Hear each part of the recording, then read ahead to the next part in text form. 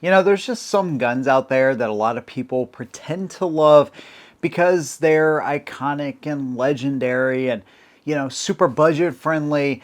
But at the end of the day, I think that these 7 guns specifically are just overrated. Now, I'm going to tell you why I think each one of these guns are overrated, but that doesn't mean that I dislike all of them. Some of them I do, and some of them might actually surprise you because I've talked highly about at least one of these guns that I can think of, and I've actually reviewed some of these, but I also just absolutely can't stand some of them too. So you're going to agree, disagree, it doesn't matter.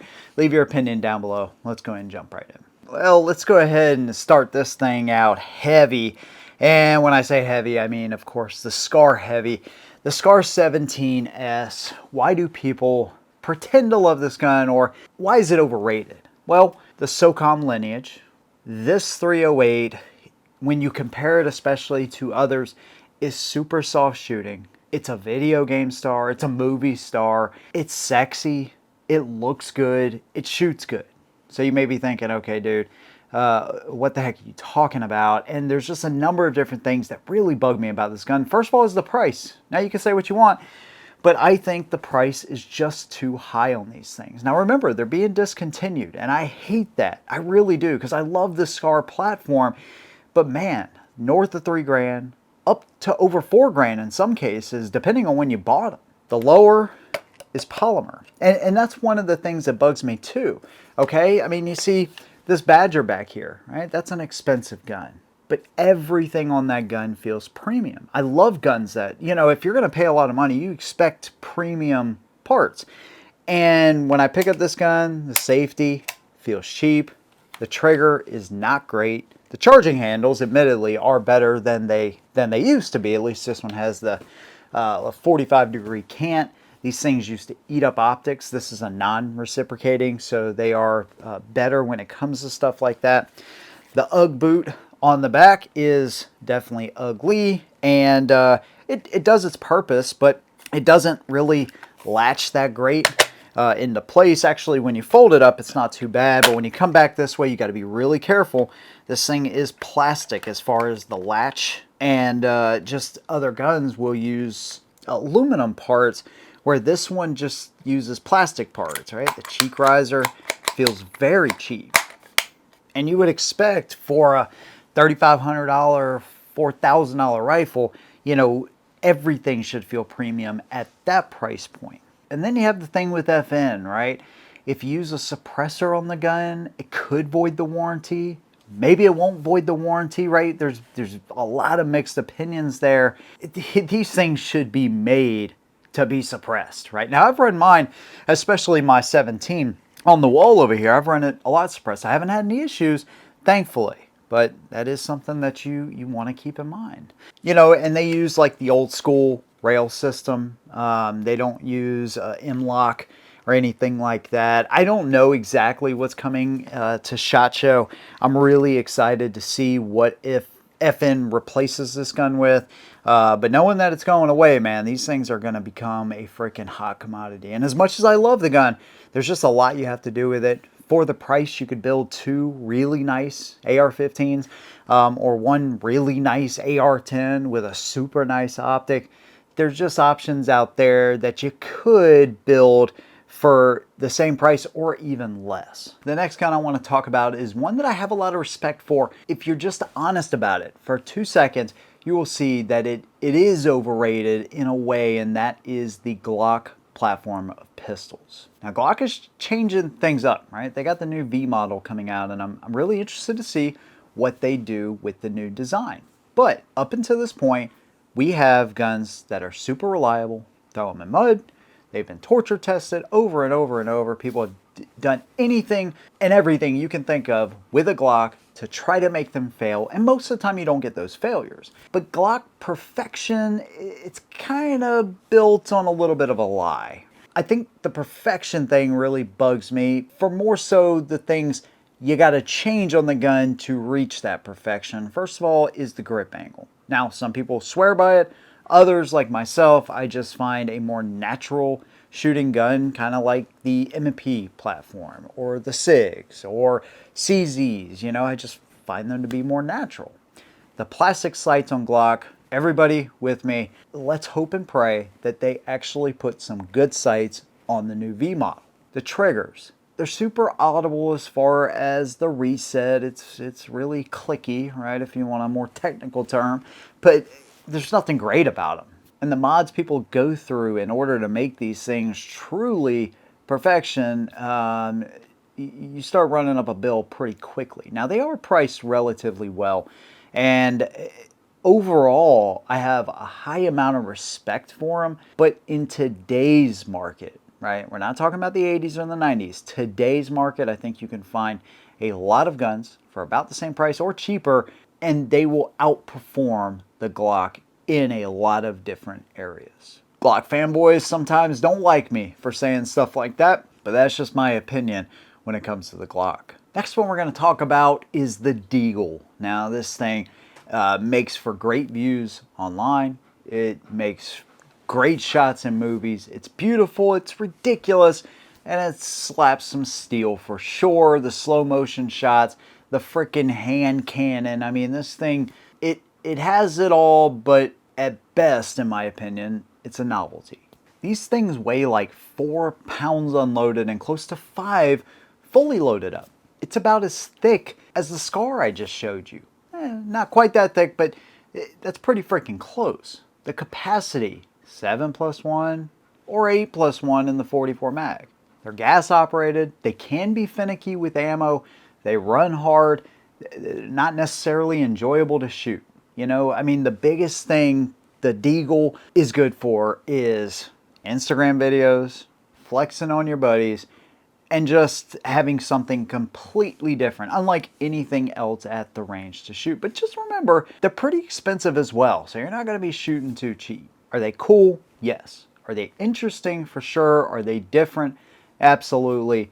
But at best, like I said, these things are just novelty pistols that have no real purpose in self-defense, in home defense, and in my opinion, money could be spent on something way better and something much more useful. Dare I say, even a Gucci Glock has more use than a Desert Eagle ever will. You guys are going to think I'm a full-blown heretic, and that's because the next gun we're going to talk about is the 1911. Now, this is coming from somebody that absolutely loves and respects this platform. The history, the pointability, the shootability, really, of this gun is almost unmatched to this day. But the 1911 worship comes at sometimes a really steep cost. Let's first talk capacity, right? 7 or 8 rounds typically. They're heavy, right? Coming in at 40 ounces. So we're not talking Desert Eagle heavy, but we're still talking about a behemoth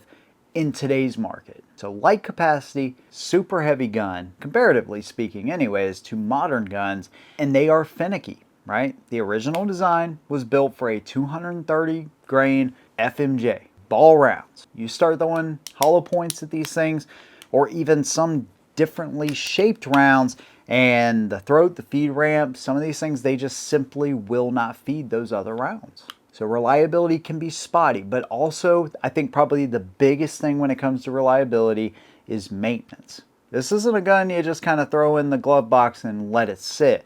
You got to keep these things well maintained, and you got to keep them lubricated. You run these guns dry and you are almost certainly going to have issues. Now, the 2011 has largely fixed a lot of that. But remember, we're still talking about when it comes to a good 1911. This is part of the problem too, I think, just because there's so many different varieties of 1911. You have like the budget ones that can work good, maybe they don't. Rock Island Armory is one that's typically pretty well respected for the cost.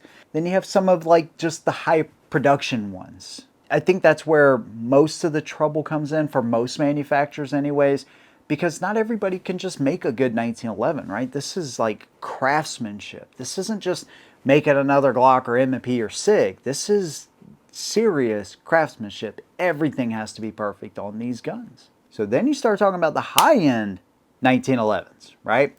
And those aren't cheap, of course, right? So 2011s, those aren't cheap. They fix the capacity issue, but they still don't really address a lot of the other issues. Now you can get them in 9mm, 45, and 1911 or the 2011. I think for most people, the 2011 can be a really practical option for home defense, especially, or outside the waistband carry.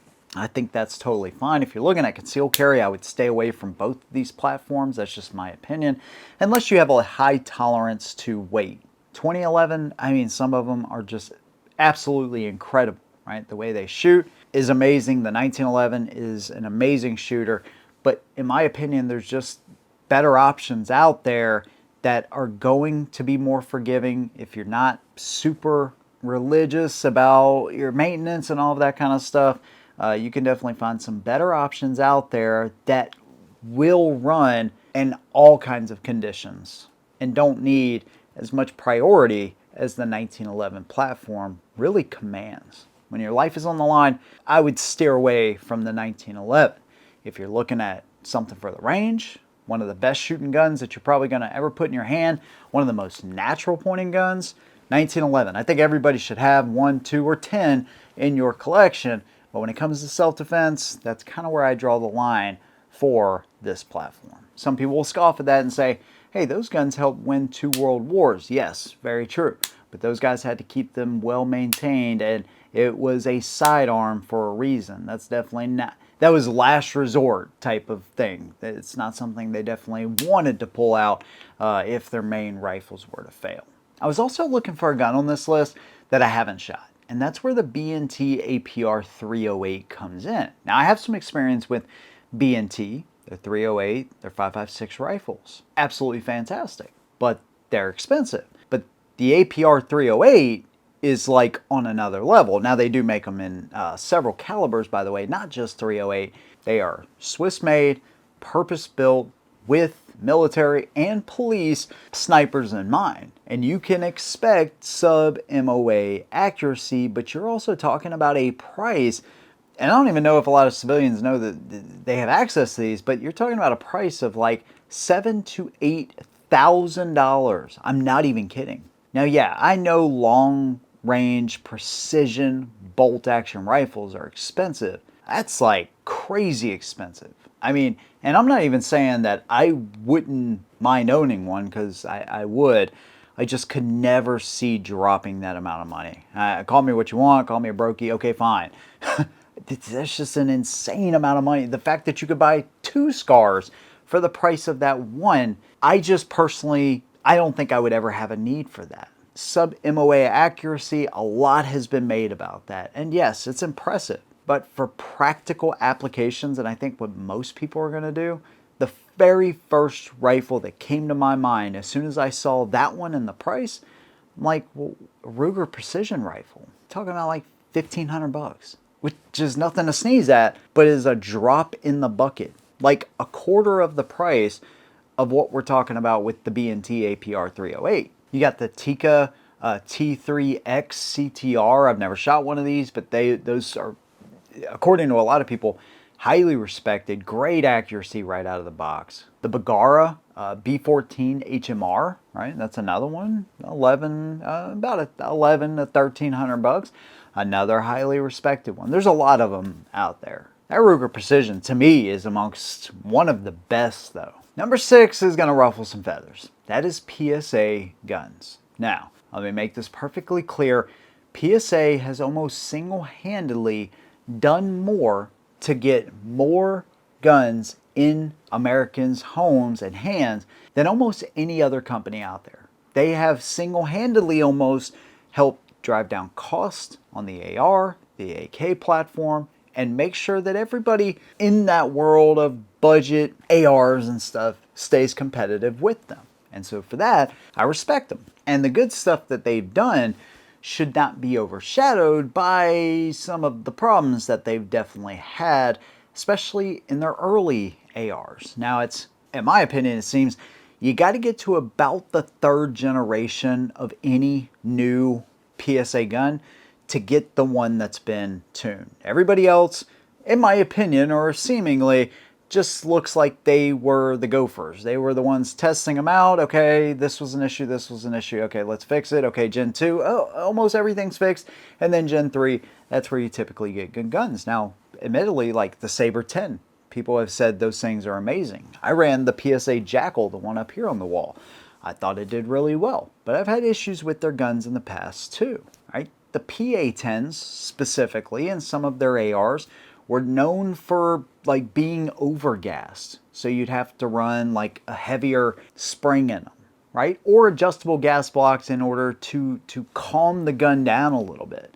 Some of their AKs had some magazine dimension issues. Some of their early ARs had issues. I know a lot of y'all left, comments about, issues that you've had with certain PSA guns. Now keep in mind, not everybody is going to take these guns out and shoot them over and over and over and test them and make sure that they're good to go. Some people will just say, hey, I see what they're doing is mostly reliable, so I'm going to use this for home defense or whatever, not knowing that you may have issues out of the box with some of their models. And while I want PSA to succeed, because first of all, they're a local company, they're in South Carolina, I highly respect that.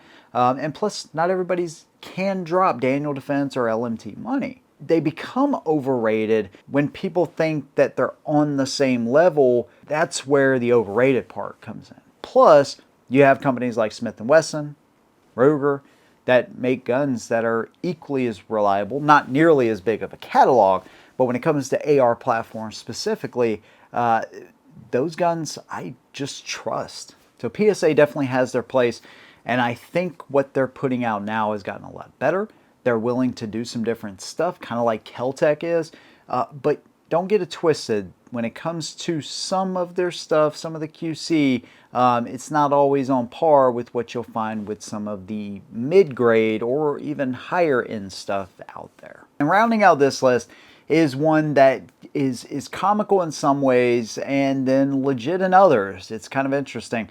That's the High Point, specifically the C9. Now, High Point did come out with their own line of ARs. I'd love to hear if any of you guys actually have experience with those, or if you have good luck with them. But this is a gun and a company that in some ways is super underrated, and in other ways it's like completely overrated. For 170 bucks out of the box, you get a gun that surprisingly just works. Some people have tested these things and literally just could not make them fail. But on the flip side, they're just comically cheap. Now, they do have a limited lifetime warranty, which I've heard is actually really good, but they are top heavy, super top heavy. They have an extremely huge and disproportionate slide. I don't even know where these dimensions came from. It's like they took every other pistol out there and said, hey, let's just make ours as ridiculous as we possibly can. I mean, they have a gun called the Yeet Cannon, for crying out loud. The triggers are spongy, their grip is short and chunky, there's really no ergos to speak of. The capacity is low, but if you ever run out of rounds, they're heavy enough where you could quite literally chunk that thing at somebody's head and probably stop them right in their tracks. Now, this is another budget gun. But the thing is, there's a lot of companies out there that are making budget guns. And you're not talking about for a lot more money. I mean, Canik is still one of those companies that makes pretty high-end guns for the money that mostly run super reliable. I've only had one issue with one of the Caniks I've ever had, but they've mostly been freaking amazing. Smith & Wesson, their M&P series, especially like the first gen M&Ps. Some of the older Walthers are fantastic guns. Ruger is another good one. I would always recommend somebody save up a little bit more money, because here's the thing. I imagine that a lot of High Points, the C9, the Yeet Cannon or whatever, are bought, good intentions, maybe. They do unfortunately have a track record for gangbangers and people like that, but not all of them, right? There are some people that legitimately buy that because they see that that is the only thing they can afford. And if that's the only thing that you can afford, I would rather you have a gun for protection than not. Let me just go ahead and throw that out there. But if you could save up a little bit more money and buy something that is known to be reliable, that's going to have better ergonomics, higher capacity, and all of that, and something you could probably shoot better as well, I would always kind of point you in that direction. So yes, they do have a place, and yeah, they kind of keep that really cheap market regulated to an extent, because that's the one thing about high points is they're typically fairly reliable, but I just imagine a lot of their guns probably are bought and they just sit and people don't actually test them, try them out, and make sure everything's working before they use them for defense. Now, that's not the problem of the gun, that's the problem of the user, but you want a gun that you can take out there and actually hit what you're aiming at, because that's what matters the most in self-defense. There you go. There is my list of 7 of the most overrated guns of all time. I'd love to hear your opinion, man. What are some guns out there that you think people just absolutely love, but you're just like, dude, I think they're overrated? Thanks to you guys. See you in the next one. And as always, hold them down.